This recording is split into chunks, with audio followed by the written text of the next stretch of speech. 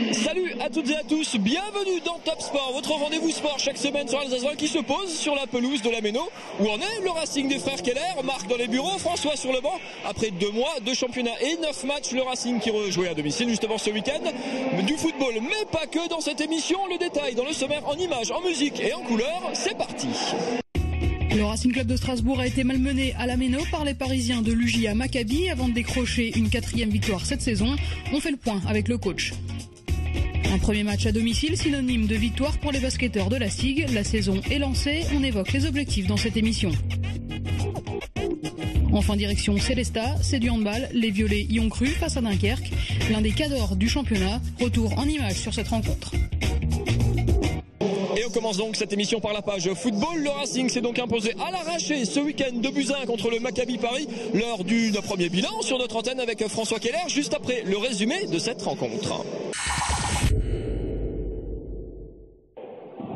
C'est un Racing conquérant qui accueille l'UJA Maccabi Paris. La première défaite de la saison concédée à Chasselet est encore dans les esprits et les Strasbourgeois ont besoin de s'imposer.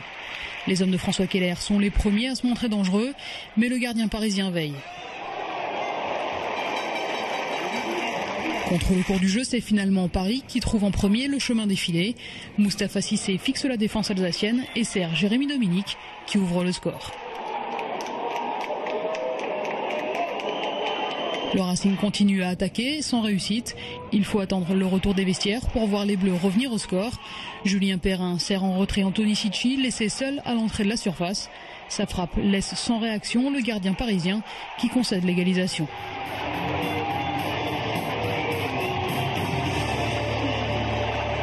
En quête de victoire, les Alsaciens continuent de pousser et multiplient les occasions, mais ils ont du mal à trouver le cadre à l'image de Gauthier Pinot.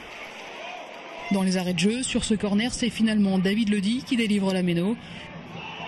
Une juste récompense au vu du gros travail offensif des Strasbourgeois.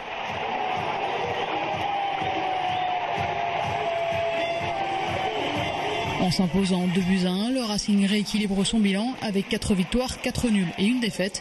Les Bleus sont 3e de leur groupe. Et on continue cette émission toujours sur la pelouse de la Méno avec un entraîneur soulagé. François, les victoires à l'arraché, même si elles sont dures, c'est les meilleures quand même quelque part. De toute façon, ouais, elles sont bonnes à vivre. C'est une première mi-temps pénible parce que j'ai l'impression qu'on a envie de bien faire. Mais on est tombé ce soir face à une très très bonne équipe d'Alfortville qui était encore en national il y a 2 ans et qui a joué à la Méno. Pardon, on a l'impression c'est terrible que le Racing, dès qu'il joue une équipe, toutes les équipes sont meilleures d'un cran ou deux. Vous l'aviez déjà dit en début de saison, vous vous y attendiez, mais on a quand même l'impression qu'à chaque fois c'est un match de coupe pour ces équipes-là. Ouais, alors ça va rendre la montée compliquée. Par contre, je pense que les gens qui viennent à la Méno, ça leur fait prendre du plaisir parce que les matchs sont beaux à voir. Donc j'espère que ça va ramener un peu plus de monde et que si une fois un faux pas est fait, que tout le monde sera indulgent avec nous. Mais c'est vrai que Alfortville a été très bon ce soir et je suis très content que les gamins aient été récompensés en deuxième mi-temps de toutes les occasions qu'ils se sont procurées. Et malheureusement, on a souvent raté le dernier geste, mais a été récompensé à la fin, donc c'est bien. C'est une victoire surtout qui fait beaucoup de bien au moral et d'une, mais au classement aussi, enfin en tout cas sur un point de vue comptable, parce que à quelques secondes ou minutes près, avec 3 victoires seulement en 9 matchs, ça aurait été un petit peu compliqué déjà. Alors, c'est une victoire, mais ça vous remet en selle quelque part aussi après la défaite à Chasselet. Je suis pas sûr que ça nous remette en selle. On aurait très bien pu gagner à Chasselet et perdre aujourd'hui. Je suis content qu'on gagne aujourd'hui parce qu'on le mérite. À Chasselet, on méritait de perdre. Mais je crois qu'il faut arrêter de parler de montée immédiate. À nous de faire du mieux possible, de se construire match après match. C'est ce qu'on a fait aujourd'hui. Voilà, on a mis une brique à notre maison et si on a de la réussite, parce qu'il en faudra, j'espère qu'à la fin, on sera le mieux classé possible. Mais je ne crois pas que ce soit nous rendre service que de parler tout le temps de monter, même si je comprends bien que le Racing Club de Strasbourg, avec un stade pareil, avec un public extraordinaire, on est obligé de se positionner comme un candidat à la montée. Mais on vient de monter de CFA2 et on voit aussi l'adversité qu'on est obligé de combattre. Donc voilà, on va faire du mieux possible, mais je suis content qu'on ait gagné ce soir. Pour finir, vous le disiez, il y a beaucoup d'attentes et d'une, vous êtes quand même dans les équipes de tête et de 2, et cette équipe, elle a encore du potentiel ou ça veut dire qu'elle pourrait être renforcée? Les limites que vous fixez, c'est aussi par rapport à l'effectif actuel. Est-ce que cet effectif pourrait être bonifié dans les semaines, les mois à venir? Non, je crois que l'année dernière, à la même période de l'année, on avait beaucoup plus de points de retard sur la première place. On était en phase de construction et chaque début de saison, même si les joueurs se connaissent, il y a de nouveau des affinités à recréer, des joueurs qui sont en forme, d'autres un peu en mi-forme, et donc un amalgame à trouver à chaque fois. Donc, vous savez, la saison est tellement longue en CFA, encore plus qu'en CFA 2, avec des équipes qui sont capables de battre tout le monde, parce qu'il y a de la qualité. Ce soir, si vous avez regardé Alfortville, c'est une équipe qui est de grosse qualité, qui aujourd'hui pourrait prétendre à la montée aussi. S'il jouait à la Méno, c'est une montée affichée qui... Voilà, donc on va faire du mieux possible et j'espère qu'on aura la réussite avec nous. Et les prochains rendez-vous pour le Racing, c'est donc un très court déplacement à Oberchef-Olsheim en Coupe de France. Ce samedi, prochain match ici à la Méno, la réception d'Auxerre, de la réserve d'Auxerre, bien sûr. Ce sera le samedi 3 novembre, avant de prendre la direction de Célestat pour le handball. Petit détour par le Rhenus. La SIG jouait son premier match à domicile, c'était samedi, avec une victoire, elle aussi, à l'arraché, un peu comme le Racing. Victoire contre Dijon après prolongation. L'occasion de découvrir cette SIG version 2012-2013. Regardez. À l'entame de cette nouvelle saison, la SIG est ambitieuse. Privé de play-off depuis 2009, le club alsacien n'envisage pas une 4e saison sans figurer parmi les 8 meilleures équipes du championnat. L'objectif est donc clair, clamé haut et fort par les dirigeants. D'atteindre les play-offs, on le dit, on le redit, donc cet objectif il est bien présent et le plus haut possible, et puis surtout progresser en même temps pour que ces play-offs ne soient pas seulement une fin en soi, mais la possibilité peut-être d'y faire de très bonnes choses. Le groupe strasbourgeois est resté stable par rapport à la saison dernière. 3 nouveaux joueurs ont intégré l'effectif. Jeff Greer est de retour, le champion de France 2005 avec la SIG, retrouve un club qu'il connaît et son frère sur le parquet. Louis Campbell est le nouveau meneur de jeu. Enfin, Gerald Fitch doit tirer ce groupe vers le haut. L'Américain en provenance de Malaga doit apporter son expérience de l'Euroleague. Samedi soir contre Dijon, il a d'ailleurs su se montrer décisif à la fin du temps réglementaire en alignant les 3 points. Le groupe n'a pas été trop renouvelé, donc on va s'appuyer sur du vécu. Et aussi, je pense que l'équipe a davantage de caractère que l'an passé. Et l'an passé, on a perdu 7 matchs serrés sur 8. J'espère que cette année, dans la même situation, on sera capable d'en gagner davantage. Et ça peut déjà suffire pour faire la différence. Et je crois que d'une façon générale, oui, l'équipe est un peu plus forte. Cette force, la SIG l'a montré la semaine dernière en faisant preuve de caractère pour s'imposer par 2 fois. La première dans le Money Time, à Limoges, puis samedi soir après prolongation face à Dijon. 2 victoires qui mettent les Strasbourgeois sur la bonne voie. On est dans le plan de marche. On avait souhaité d'abord gagner un match sur les 2 à l'extérieur. On gagne le premier match chez nous. Donc l'objectif play-off, on est sur la route. Mais surtout, ce qui est intéressant dans cette équipe, c'est qu'elle a du cœur. Elle vient de le montrer lundi dernier à Beaublanc, elle l'a montré ce soir en fin de match.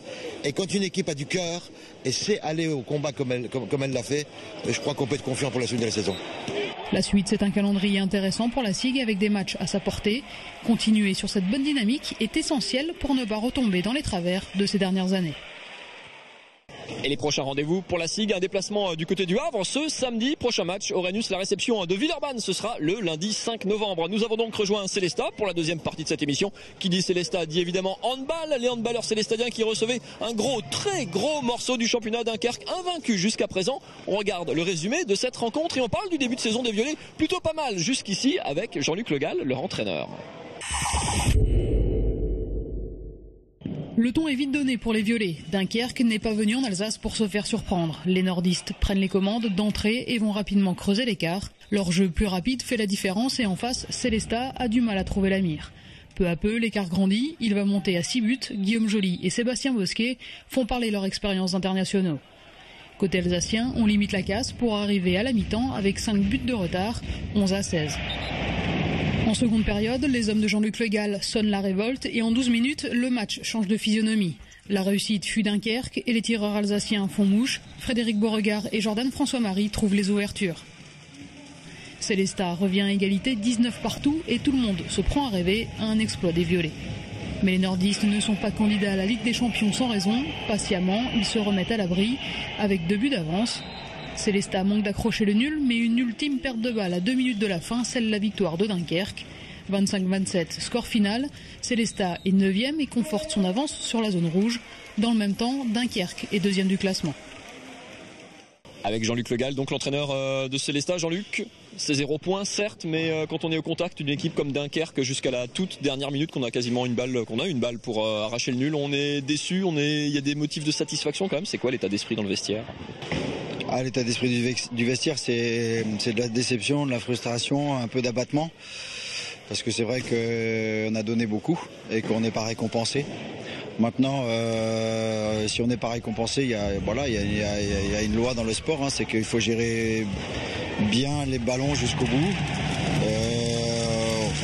On a eu des périodes où on n'a pas été très bon. En première mi-temps, on a donné des ballons qui ont coûté contre-attaque. On a pris du retard, on s'est épuisé après à revenir. On rate quelques pénaux. Il y a cette dernière balle, mais on ne va pas focaliser et stigmatiser tout le match sur cette dernière balle. Je pense qu'il y a une différence entre les deux équipes. Différence de maturité, c'est assez logique, puisque c'est une équipe, je dirais, avec beaucoup d'expérience. Et on va se servir. On va se servir de cet échec. Faut pas avoir peur de le dire. C'est un échec. Au-delà de cette rencontre, c'est quand même la suite logique quelque part de votre bonne série. 3 victoires, un nul entre championnat et coupe. Cette équipe, après 2 accros en début de saison, elle trouve son rythme quelque part aussi dans ce championnat. Ouais, je pense qu'en début de saison, on avait peut-être un peu trop pensé que ça y est, on était une vraie équipe de D1 et qu'on allait s'installer. Alors, je parle de ça inconsciemment, parce que les joueurs ils vont jamais dire ça, et je pense qu'ils ont bien conscience que le championnat va être difficile. Et c'est vrai que maintenant on est en train de retrouver un petit peu ce qu'on avait fait l'année dernière, c'est-à-dire quel que soit l'adversaire, on les pousse au bout. Et là c'est vrai que c'est bien parce que c'est le genre de défaite qui va nourrir un peu d'amertume, mais qui va nous permettre de prendre les points nécessaires sur le championnat. C'est comme ça qu'on avait fait l'année dernière. On avait réussi à prendre les points en étant toujours présent sur tous les matchs, même les gros matchs comme ça. J'espère que c'est de bon augure, mais c'est de l'état d'esprit. En tout cas, j'ai absolument non seulement rien à reprocher, mais au contraire, j'ai à féliciter mes joueurs parce qu'ils ont été jusqu'au bout d'eux-mêmes. Dunkerque, c'était une grosse équipe. Arrive cette semaine, mercredi soir, une énormissime équipe à l'extérieur qui plus est. Paris, c'est quoi? C'est presque hors championnat, quelque part. C'est presque une parenthèse dans ce championnat où on arrive à en faire un match comme les autres, entre guillemets. Non, on n'en fera pas un match comme les autres parce qu'il y a plus d'appréhension. On a forcément un petit peu peur à certains moments d'être ridicule, parce que quand ça joue vraiment bien là-bas, ça peut se payer cher. Voilà, on peut avoir l'impression de voir une équipe de seniors contre une équipe de juniors, et donc on va être super mobilisé. Même si on sait qu'on aura un match 72 heures après qui sera important pour aller au final fort. Ça c'est Paris en championnat, c'est à part. Et comme dit, le deuxième match de la semaine, c'est la réception de Créteil, quart de finale au CSI, ici samedi soir, 20h30, allez-y. C'est quoi ça devient un objectif quand on est en quart de finale, qu'on se qualifie du coup, comme vous le disiez, pour le Final Four, ça devient un objectif pour l'équipe, pour le club? Je pense que pour tout le monde, pour le club, ça rappelle un petit peu la Coupe de France de 2007-2008 où le parcours avait été magnifique jusqu'à Mulhouse là en demi-finale.